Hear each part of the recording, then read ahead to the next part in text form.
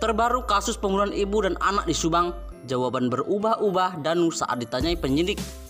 Namun sebelum lanjut, mohon subscribe channel ini dulu agar kalian tidak ketinggalan informasi setiap hari. Bagi kalian yang sudah subscribe, semoga banyak rezekinya dan sehat selalu. Oke, mari kita lanjut. Terbaru kasus pembunuhan ibu dan anak di Subang, Danu sedang tidur saat pembunuh beraksi menghabisi Tuti Suhartini dan Amalia Mustika Ratu. Setelah ditanyai oleh polisi pada hari kedua selama 8 jam, Danu akhirnya bisa pulang. Menurut Ahmad Taufan Sudirjo selaku pemimpin ATS Law Firm, selaku kuasa hukum dari Danu, selama 8 jam tersebut Danu ditanyai 17 pertanyaan.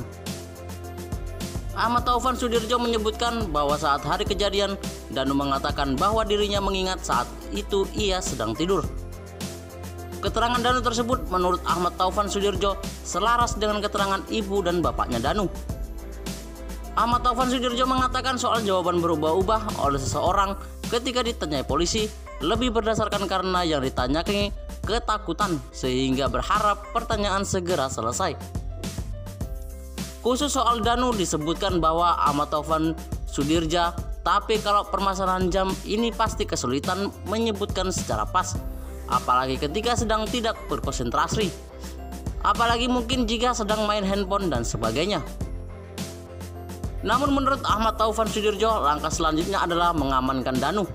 Selain itu juga agar Danu dapat mengingat-ingat lebih pasti, misalnya pada saat kejadian sekitar pukul 3.00 dini hari, apakah ia sedang bangun atau tidur.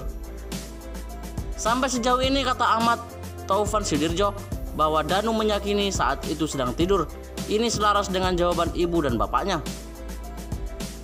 Ahmad Sudirjo berharap kasus pembunuhan ibu dan anak di Subang segera terungkap dan Danu tidak terkait dalam kasus ini. Pembunuhan terhadap Tuti Suhartini dan Amalia Mustika Ratu yang merupakan ibu dan anak terjadi pada sebuah rumah di Kampung Ciswiti, Jalan Cagak, Subang pada 18 Agustus 2021. Lebih dari 70 hari kasus pembunuhan ibu dan anak di Subang, belum diketahui siapa pelaku pembunuh mereka, baik pelaku maupun otaknya.